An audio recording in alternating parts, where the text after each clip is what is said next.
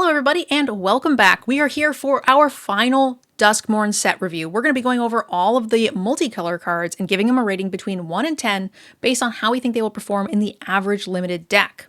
Make sure you guys leave us a comment, let us know what you guys think so far, and if you guys missed the rest of the colors and the introduction to Duskmourn, please go check it out, especially the introduction, because that's the most important, where we go over the new and returning mechanics, draftable archetypes, and all of those things, because you'll be seeing those signposts here today.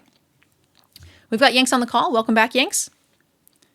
We'll be back as we can take a look a little more in depth at some of the signposts we talked about in that introduction. Are you excited to see the most powerful cards?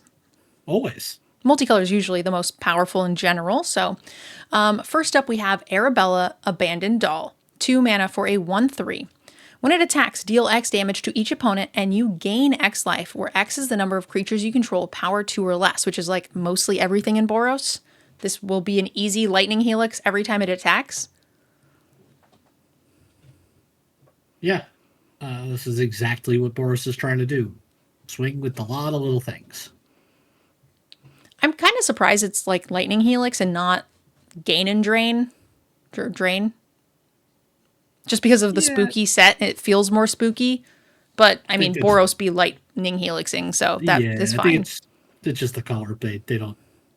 Neither red nor white really drains. Yeah, but Boros isn't like spooky dolls either. I don't know. The whole set feels black to me, so whatever. Oh, that's true. Rating-wise, it is a 1/3, so it can attack a little bit better if you're on the play here. It doesn't say others, right? It includes itself. Yep. So you're on the play, you swing into their 1 mana, you hit them for 2, gain a life. They play a 2/2 for 2. You play a 2/2 for 2 or whatever, or 2/2 for 3, 2/3 something. You swing in, deal 2, gain 2. I mean, yeah, it feels, and they can block it, but it's a bounce in those early turns. Combat tricks. There is a red 2-drop that makes a creature with power 2 or less unblockable. I think it's just a common. It might be an uncommon, but it's certainly not a rare. So stuff like that is going to make this get in super easily. I think this is a home run. Yeah, I think this card is great. Pretty clear signpost, and that's kind of what you want to see. It needs help getting in, so it could just kind of fizzle or get bricked if you don't have the right accessories. So I'm going to say 7.5. Yeah, I like it at 7.5. All right, Baseball Bat, 2 mana. When it enters, attach it to a creature. The equipped creature gets +1/+1. Whenever an equipped creature attacks, tap up to 1 target creature. Twofold. This allows you to attack in with your survival creatures. They can't be blocked, basically, because you tap down whatever. Or if you still can't get in your smaller survival creatures, you can attack with something that can get in and, prevent double blocking situations and then tap your own survival situation. It was really nice. It played much better than I expected. Yeah, this card does a lot, and all of it is what Selesnya wants. It's cheap. I don't love the equip cost, but it's doing a lot that's probably fine. I'm usually okay with it when the first one is free. That's true. That does help a lot. It does. It's a big difference, because by the time we've dealt with that creature or whatever, then we've got a little extra expendable mana, and you've gotten a ton of value curving out with this card, and then blowing them out with your survival creature, getting those extra triggers, and it felt really good in draft. I had 2 of them, and I was always pretty happy to draw them, and I won a lot of games just equipping Bat, getting in, survival, whatever. So 7 for this particular archetype. Yeah, I think it's a 7. It might be a 6. It did do a lot of work for me. It's probably a 6. Whatever. The archetype really wants it, and we're presuming we're in that, given that it's a 6.5. I will hedge my bets. Beastie Beatdown, 2 mana. Choose target creature you control and target creature an opponent controls. Delirium. Blah, blah, blah, blah, blah. Put 2 +1/+1 counters on that creature. And then you can have the target creature deal damage equal to its power. So it's just a bite, and you could get 2 +1/+1 counters for only 2 mana. This feels like very premium removal. I'm going to say it's an 8. 8 seems good. Yeah, it's the multicolor aspect is, it's always tougher to cast that way, but it doesn't matter. It's too strong. 8 works for me. Yeah. It's a sorcery, so if it didn't have the like Delirium +2/+2, I'd probably drop it a bit, but with that, I'm pretty happy. Next up, we have the Brood Spinner, 2 mana for a 2/3 with reach. When it enters, you surveil 2. You can also pay 6 and tap it and sacrifice it and create a number of 1/1 black-green insect creature tokens with flying equal to the number of creatures in your graveyard. Again, I found this to be incredibly powerful. It's a great rate on its own, and late game, you just get to make 3 1/1s and kill them. And also, like, look at those googly eyes, yeah. The eyes are interesting. That late game effect seems kind of mediocre, but it's just nice to have on a body that you're fine with to begin with. It's not mediocre. It was very good. 6 mana for 3 1/1s. Once my flyers, which is nice, but yeah, they are super flyers, which was awesome. Super flyers? It definitely killed me. Okay. Yeah, I'm not saying it doesn't have a place. 7. I think I would say 6.5, but we're not far off. This is like a 2. This is a banger of a 2-drop, man. I'm so excited for it. It is only a 2-drop, I guess. Disturbing Mirth? Yeah, Disturbing Mirth. 2 mana for an enchantment. When it enters, you may sacrifice another enchantment or creature. When you do, draw 2 cards. And then when you sacrifice this, you get to manifest Dread. God, this is going to chain into each other so nicely. Chain. I can't wait to have a deck with like 4 of these. Oof. It's a very specific deck. The average deck... You know what? The average Rakdos deck does want this. We can't just rate this on Rakdos, right? Yeah, that's the weird thing, right? Because you're already in that deck. Yeah, so you can just say that this is good based on its performance in a Rakdos deck. Otherwise, we're not talking about this card. So everything wants to be sacrificed. Even if you don't have these in multiples, so many things in Rakdos has payoffs for sacrificing it or bringing it back or just being typically annoying with the sacrifice mechanic. So I'm going to say this is...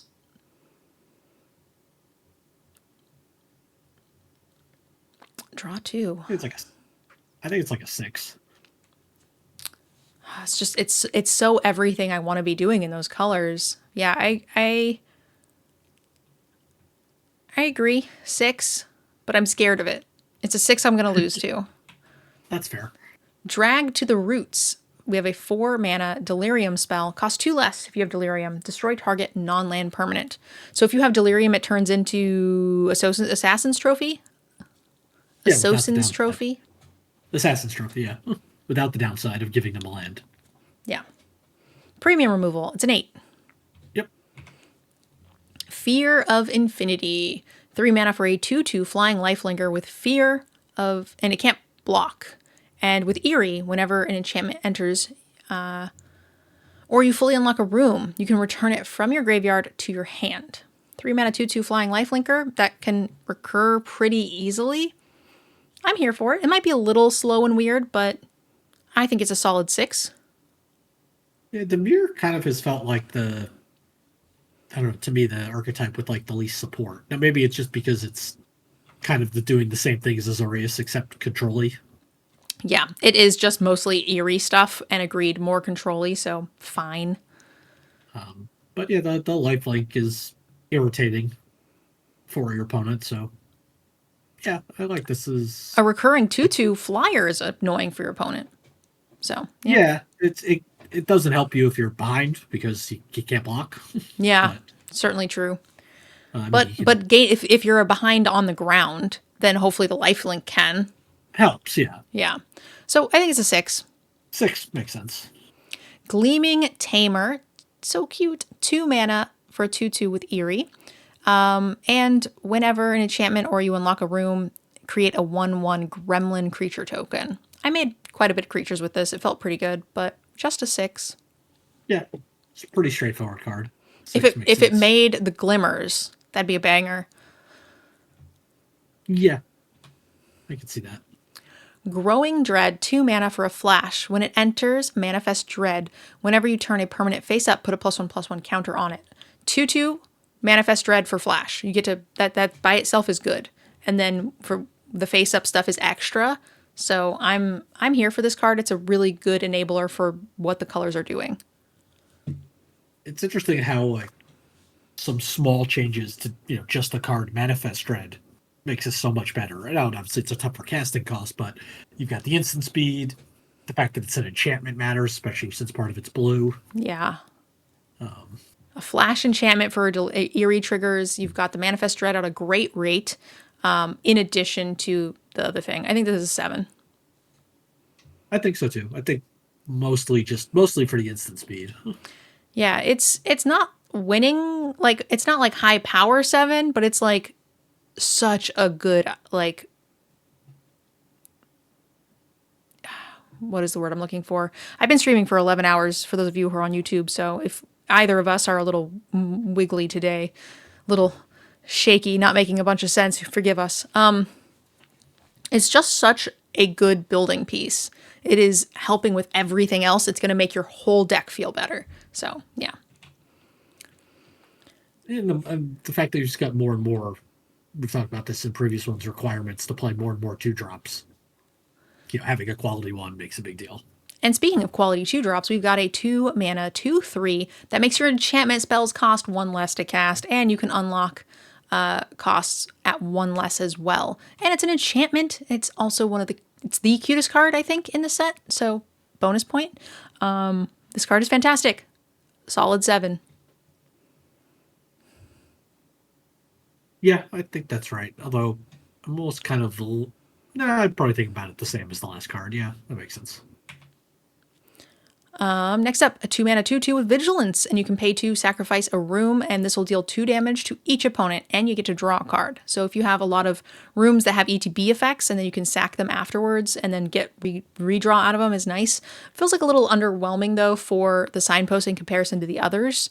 So it feels like it needs more help to be good, and more draw dependent, so I'm lower on it. I'm going to say, it feels like the Otters all over again. It feels like something nobody's going to want to be in. I'm gonna say it's a 5. Actually, I like this card a lot. It's definitely got a bigger range than the other ones we've seen. Like, it definitely has a lower floor. Yeah. But getting to even if there are rooms that aren't completely dead, sometimes just 2 damage plus getting a new card is worth it. Especially if the second half is like crazy expensive and you can't unlock it. So I think I've got it as a 6. Next up, the Jolly Balloon Man. 3 mana for a 1/4 with haste. You can pay 1 and tap it, and you can get a token that's a copy of another target creature you control. Except it's a 1/1 balloon creature in addition to its other colors and types, and it has flying and haste. Sacrifice at the beginning and end step, and only activate as a sorcery. This card is lovingly known as Squeaky Cheeky. Get it? Because the balloons, they squeak. Yep.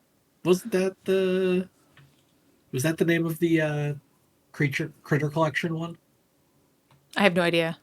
I think the playmat that they made for because it was a squirrel. I think it was Squeaky Cheeky. That's a different squeak though. That's like squirrel squeak. This is balloon squeak. So yeah, welcome to Squeaky Cheeky. I played this in a draft, and it was absolutely fucking garbage. Now, in fairness, so was my deck. So, take that with a grain of salt. I had like 2 ETB triggers, and I had like nothing that attacked relevant, no death triggers. Like it was bad. I'm not gonna lie, it was real bad. But sometimes your decks will be bad, and you will not draw the cards that can really capitalize on this. If this wasn't at sorcery speed, it'd be insane. But I think because of that, it really limits it and makes it so that way the rest of your cards, if they do not work with this, it does nothing. And it did nothing for me. Yeah, it's definitely a build around, but I don't know. It feels like there's been enough ETBs or death or sacrifice stuff that this should be pretty good. I'm gonna give it a 7. And I haven't. Okay. Because it can, but it didn't do anything. Like, I think the 7 is like the generous like average, because it will feel like a 4 and it's gonna feel like a 9. But Yeah, I certainly got the 4. 7 is around where I had it. Okay, and I was slightly off. It wasn't. Theirs was Squeaky Cheeky. Oh. Acorn Breaker. No, this is Squeaky Cheeky. Yeah. Yeah. And I also didn't notice until I was playing it that those balloons are heads. Just in case someone didn't notice, because I didn't right away. All right, now we have our first Planeswalker. No monocolored Planeswalkers. We have a Kaito, Bane of Nightmares, 4 mana for a 4 loyalty.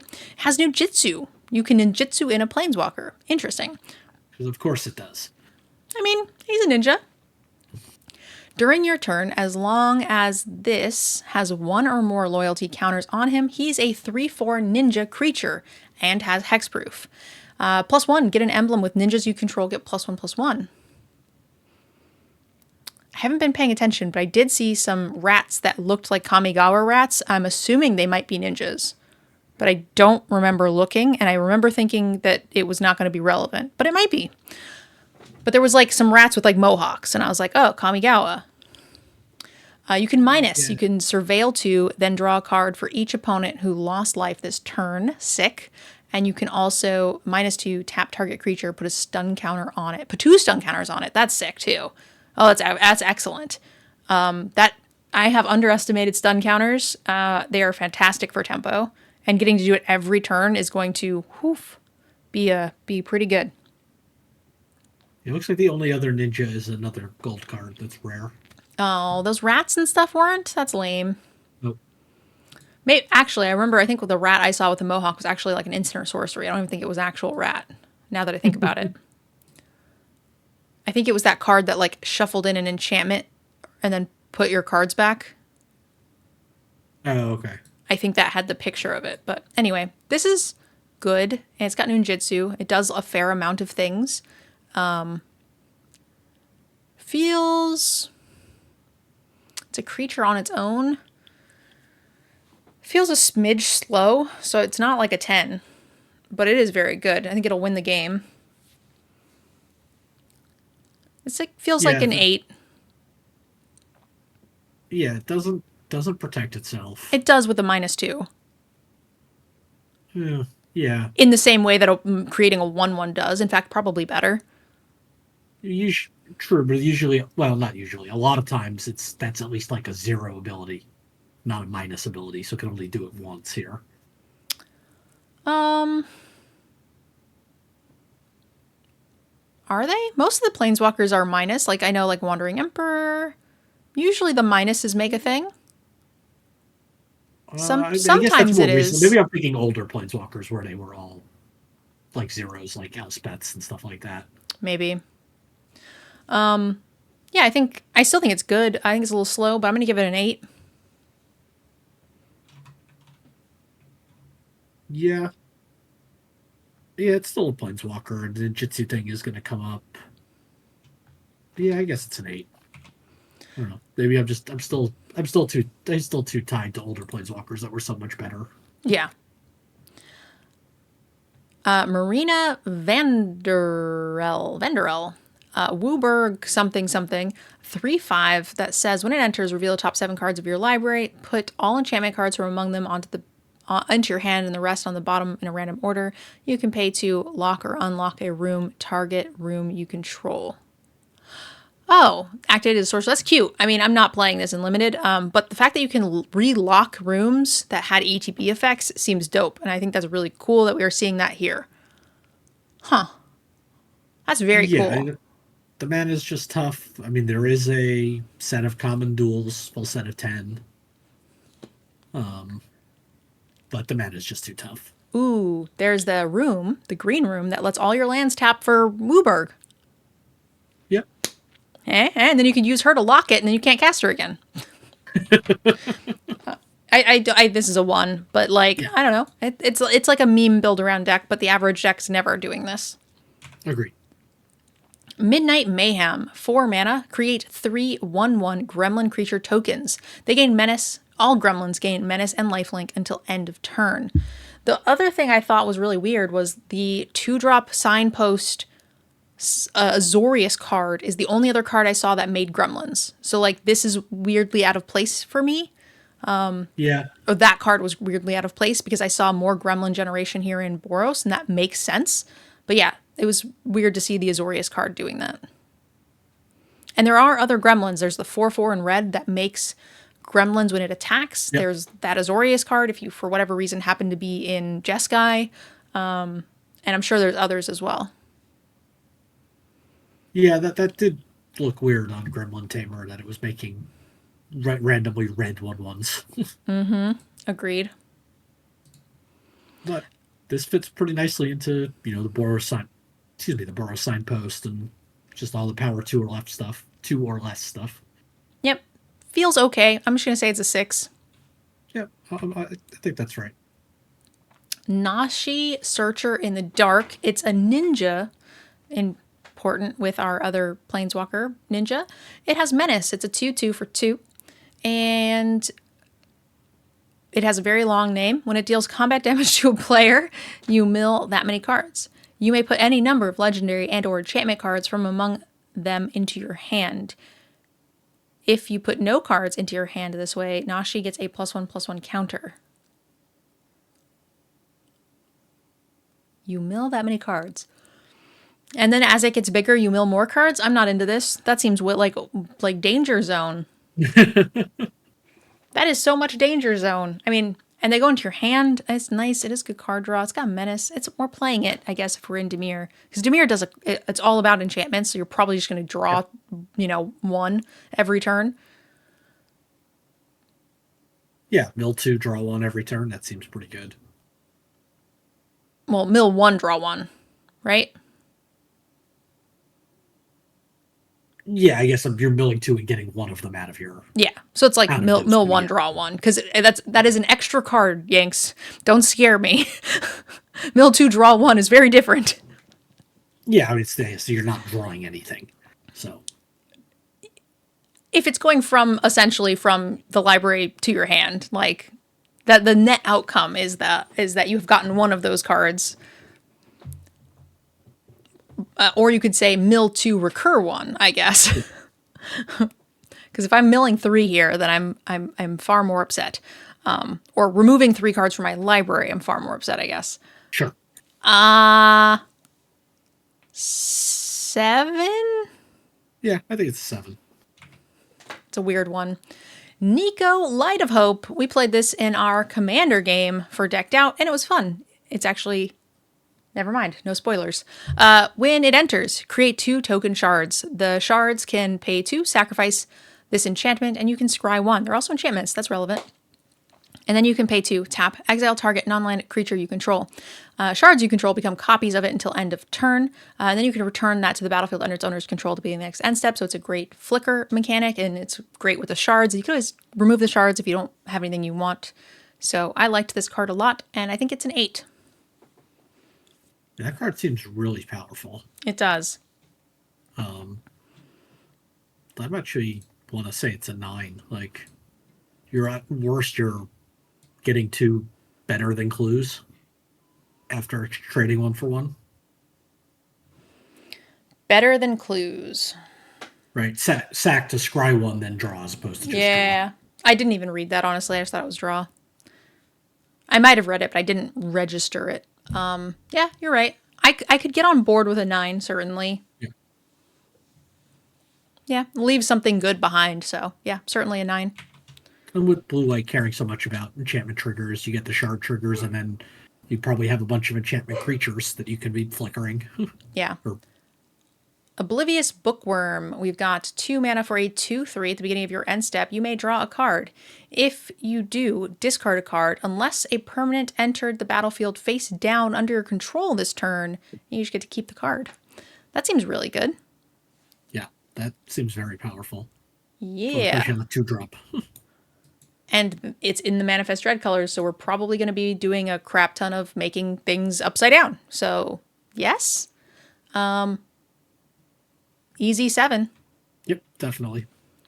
Peer past the veil. 4 mana for an instant. Discard your hand. Then draw X cards, where X is the number of card types among cards in your graveyard. This was pretty reliably 3 and 4 for me, but it still didn't feel good. So I'm going to say this is a 5. Yeah. Yeah, you just got to figure out a reasonable way to basically empty your hand. Although it is kind of cute is that whatever you discard counts towards those card types.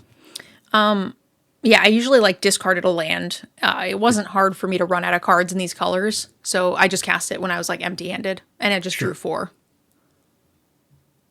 And I was pretty reliably able to do it. It still didn't feel that good. It felt fine. I think Yeah, it's playable, but it's just a 5. yeah, that sounds right. All right, next up. We have our first multicolored room, Restricted Office and Lecture Hall. Restricted Office is 2 white white. When you unlock this door, destroy all creatures with power 3 or greater. Lecture Hall for 7 mana, 5 blue blue. Other permanents you control have hexproof. That's annoying, but fine in the late game. The office is fine, so like we're happy to play this anyway. This feels like a 7.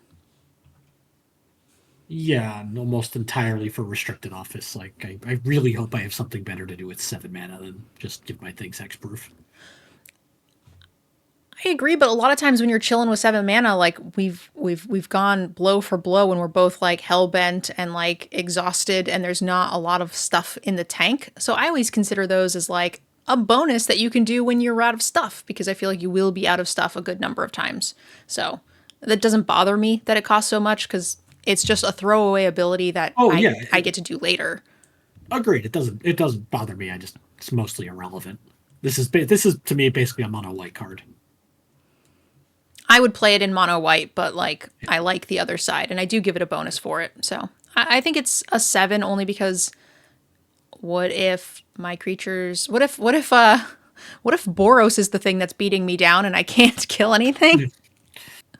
Like there's gonna be times where this is like, oh, Yeah. my board clear doesn't help me. Excellent. Yeah. What was your rating? 7. Great. We are on the same page. Ripspawn Hunter, 4 mana for a 4/4 with survival at the beginning of your second main phase. If it is tapped, reveal the top X cards of your library, where X is its power. Put any number of creatures or vehicle cards from with different powers among them into your hand. Put the rest onto the bottom of your library in a random order, so it doesn't like mill you or delusional. Fuck, I lost it. Delirium. Delirium. God damn it. I've been saying it so good for like several colors now and I forgot it. Delusional? Close. That was basically the same word. Yeah, sure. I actually hit this on a Manifest Red and then was able to trick them and eat their like 3/3 or 2/2 or whatever. And then at the end, I was like, draw 2, basically. Nice. And it felt really good. So I think this can win games. I'm going to call it an 8. Yeah, it does seem pretty strong. You're probably on average. On average, you're probably getting 1 card, but that's okay. But you can do it every turn. Like it is, yeah. Like it's a repeatable thing that's a huge pain in the ass. And my 8s are like, can win games if left to do its thing. And I think that's exactly what this will do. With all of the tricky stuff that allow you to tap it without it getting into combat too, just makes me even more convinced that I think I will get a lot of triggers out of this. Yeah, I can see that. Right. What was your rating on it? 8. All right, Rite of the Moth. We have 4 mana for a sorcery. Return target creature card from your graveyard to the battlefield with a finality counter on it. It has flashback. I think this is probably the archetype I'm the least happy with. There's a lot of big demons, but I don't want to be doing this. And I certainly don't like this mana cost, and I don't like it. So, I don't know, 5? I think this card's great. It is for the archetype. I just don't think it's going to be good. Yeah, I was surprised at how much. I'm surprised at how easy it seems to get things into the graveyard in this set. And there was a lot of big dumb things, and this is a built-in 2-for-1 with plus likely saving mana at least on the first half. Yeah, but I think I think the colors are bad. There's a lot of fucking demons that are going to kill us, though. They're mostly rare and uncommon, though. Yeah, but nobody else is going to want them. That's true. God, I don't want this to be good. What is your rating? I think this is like a 7. Oh, a 7. I was going to go up to a 6, but 7's too much. That's too rich for my blood. Yeah, I don't know. Maybe it's just hopeful that this is good because I'm tired of 2/2s and 2/3s being the best thing in every set. Yeah, good luck. That is a lot of hopeful thinking. Yeah. Next up. Roaring Furnace and Steaming Sauna. Roaring Furnace is 1 in a red. When you unlock this door, this room deals damage equal to the number of cards in your hand to target creature an opponent controls. Steaming Sauna, 3 blue blue. You have no maximum hand size. At the beginning of your end step, draw a card. I like both of these things. Yeah, you're perfectly fine with the. Happy that the first half is so cheap because you probably got a bunch of cards in hand still. Yep. It's pretty easy, 3 or 4 damage. And then late game, when you have 5 mana, draw a card every turn. Seems good. I don't care about the hand size so much. I'm going to say that this is a... I think this is an 8. I think this is an 8 as well. I was going to say 7, but then I thought a little bit about it. I agree. This is an 8. Like the Roaring Furnace is like just short of premium, but The added bonus, exactly. It's like it's an 8 in is it? Because you will play this card in just red. True. Yeah, we should rate them with that caveat. I agree. So in my head, I was thinking 7 because like the Roaring Furnace is the thing I'm rating as the main attraction. But then I was like, ooh, an 8 because of the other thing. But you're right. You might just play this in only red. Yeah. Now maybe it's still a little better in red because it's an enchantment. Then you can sacrifice if you're in Rakdos. In Rakdos, yeah, I like that. Now here's the question: we're playing this certainly in only red, but are we playing this only in blue? I think the answer is no. If I have absolutely no ways to cast this, probably not. If I can scrounge up some like off-color duels, like if I'm blue-white and find like a red-white land and a blue-red land, then I might probably stick it in there. All right, Saw Blade. Oh, that's a good point though. Splashing secondary room colors is not bad because you don't have to decide right then. You can play the one side that you can play, and then eventually you'll get there. Yeah. That's cool. Sawblade Skin Ripper, 3 mana for a 3/2 with Menace. You can pay 2, sacrifice another creature or enchantment. Put a counter onto this at the beginning of your end step. If you sacrifice 1 or more permanents this turn, this deals that much damage to any target. Yeah, that seems busted. And you don't even have to sacrifice it to this. You could have used one of those enchantments that when it comes into play you sacrifice or something like that. This is just an outlet as well for all of those things. And all of your creatures, there's plenty of them that wanted to be sacrificed. This feels like a great signpost. Yeah, it's there's so much fodder, especially with all the enchantments running around, and the fact that you could sacrifice them, that these like the sort of payoff cards aren't even that they're not really built around because you're just going to have stuff naturally. So yeah, I think this card's pretty good. I like it as 7. All right, this feels like high for a 7. I'm going to say 7.5. Sure, I can buy that. It's close. I'm just thinking about the other 7s that we've been giving, and it does feel a smidgen better.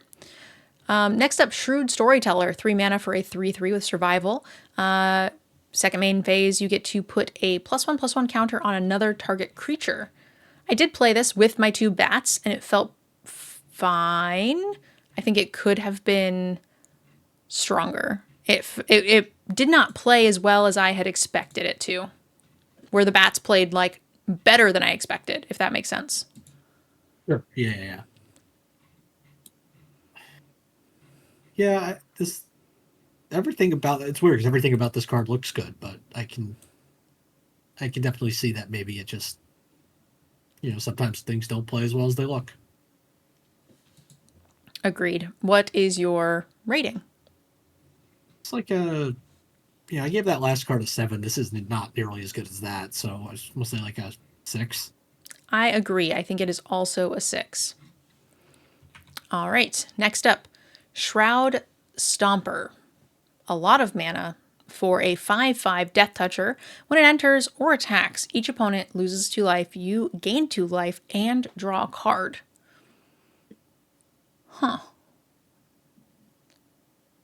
I mean, and it's got Death Touch? It does a lot. Yeah, I mean, this is obviously meant to be reanimated, not cast.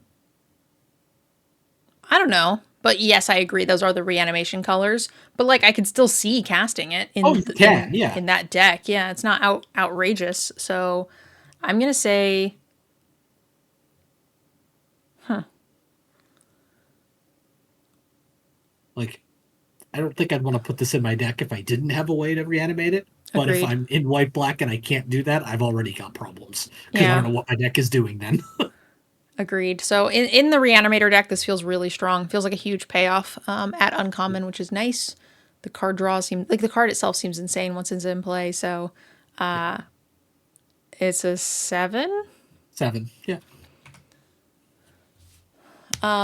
Next up, honestly, it might be an 8, right? Like it's if they can't deal with it, you win, don't you? If we're assuming that you are a reanimator deck with the ability to reanimator, I feel like that's probably stronger.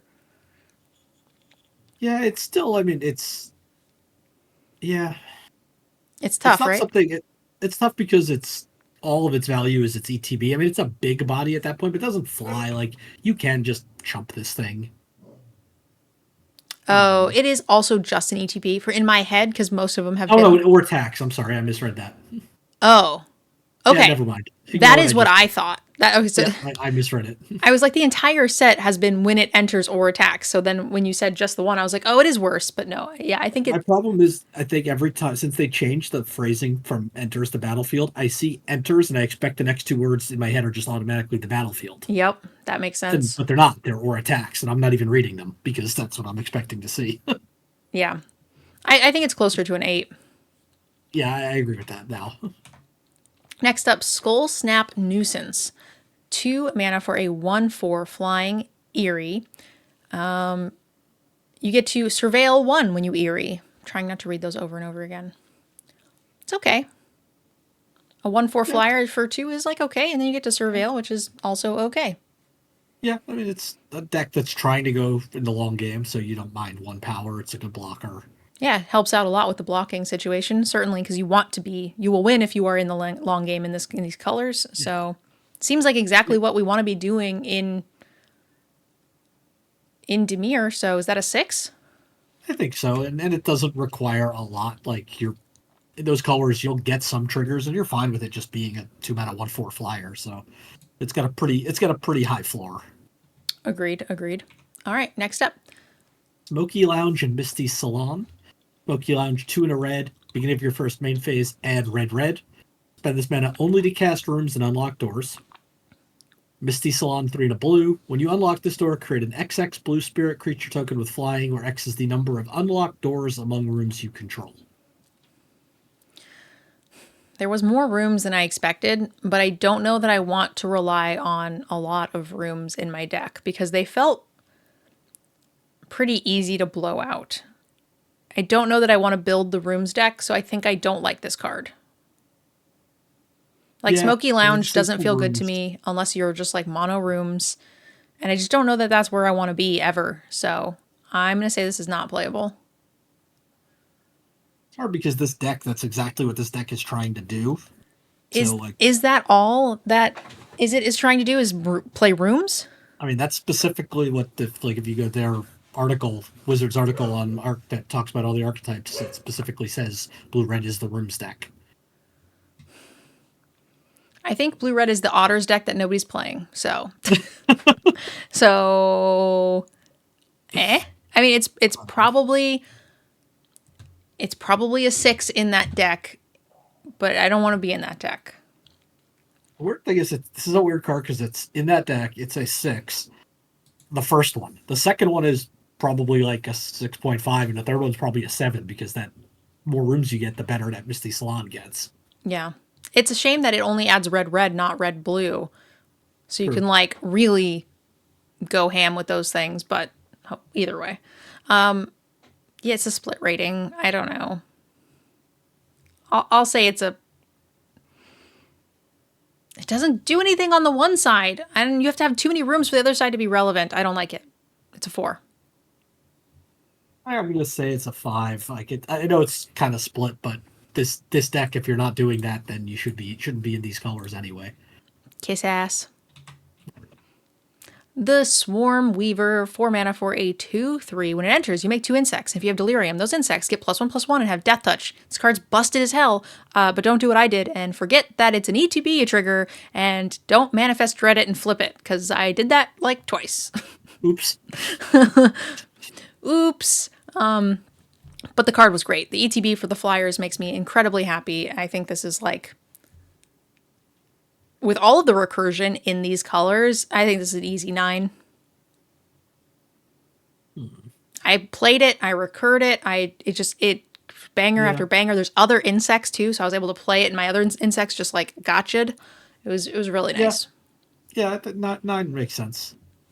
It's pretty strong. It's a little low impact, like initially for a 9, but the fact that it's in those recursion colors makes me very happy. Yeah. Undead Sprinter. Like if that was Selesnya, I'd be like lower on it, but sure. 2 mana for a 2/2 trample haste. You may cast it from your graveyard if a non-zombie creature died this turn. If you do, Undead Sprinter enters with a +1/+1 counter on it, which this is the deck that does that. So, yes, 6.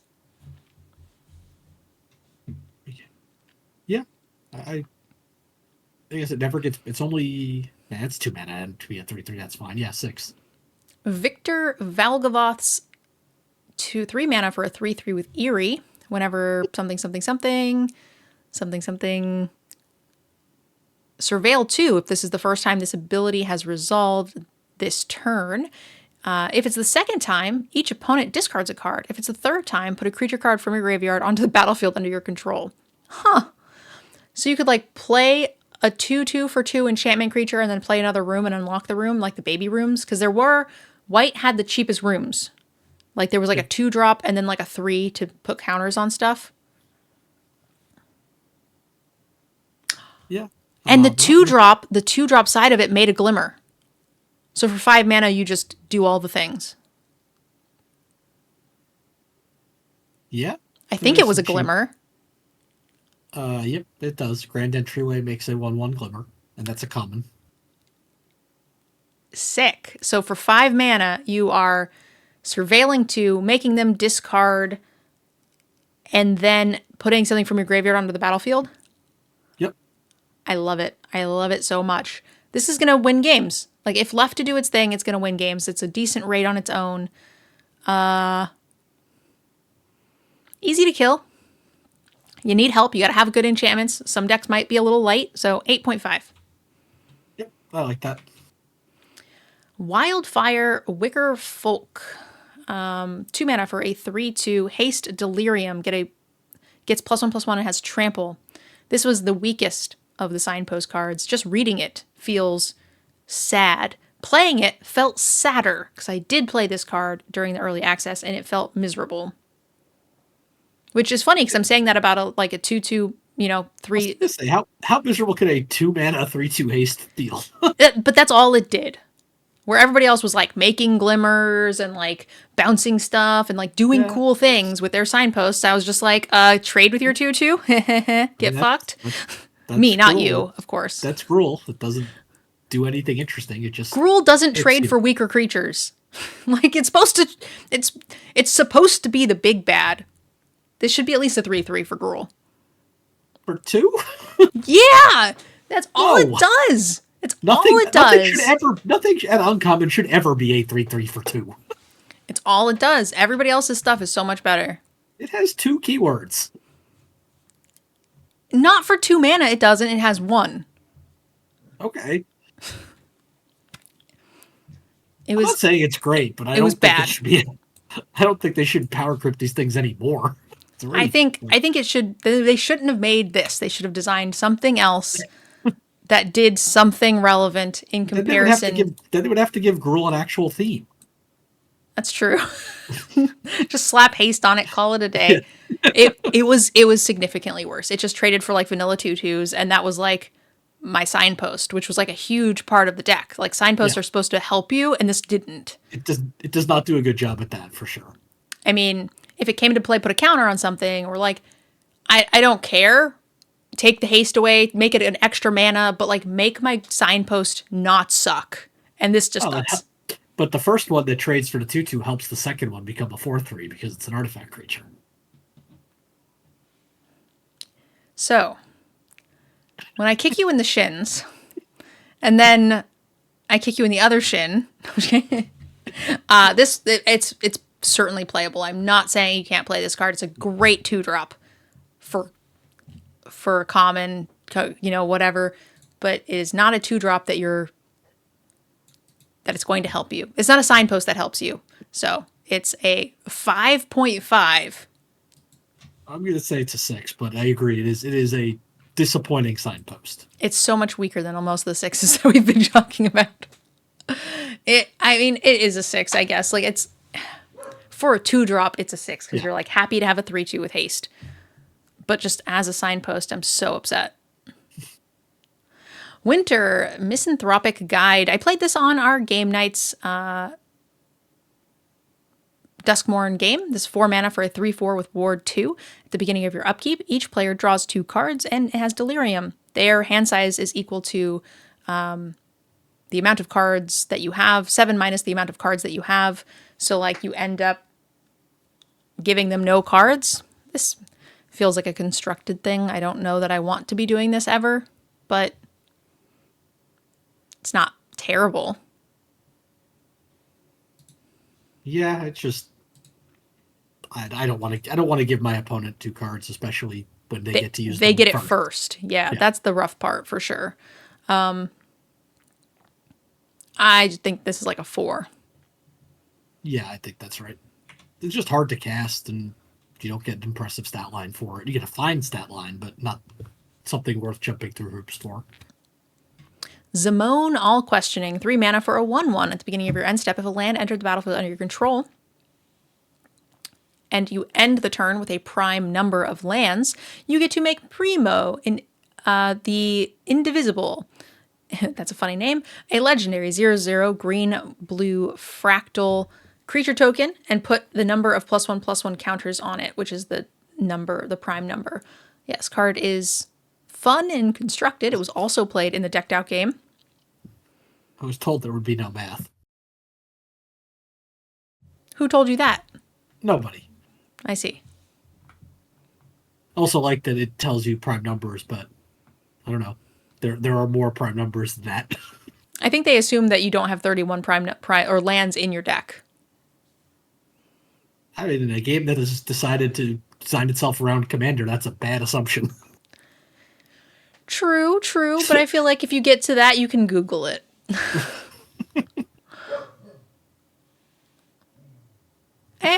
This doesn't feel super limited-y. It was great in Commander, but I think that's what this is. Really? I think this card's really good. Like, you get a 3 mana 1/1 that at minimum you're getting a 3/3? I guess if you play it on turn? 3, you also get a 3/3. Right? If you play it on 5, you get a 5/5? But that's like... that's just not astronomically powerful to me. No, but it's pretty efficient. Yeah. I mean, I don't think it's a bomb, but I think it's pretty good. In Commander, so the other thing is that it is a legendary, so you would lose the 5/5 when you get to 7, you get a 7/7, which is still cute, but it is not as powerful. In the Commander game that we played, Maltown was able to just like bounce his lands and just repeatedly get to 7 over and over again, and he was able to break the legendary rule with like the Shakashima of 1,000 Faces or whatever. Oh, yeah. So he had like 4 7/7s at one point, which is pretty cute. So. Yeah, I mean, even if you're just getting, you're just giving them pseudo vigilance that way, even if you can't break the legendary rule. Yeah. And I'm not saying that's bad. It just feels underwhelming, but it's still like, I don't know, a 7. Yeah, I think it's a 7. Gotta jump through too many hoops for me to be excited about it. That's it. That's the end of the multicolor. We did it. We're done with the set review. Yanks, what do you think?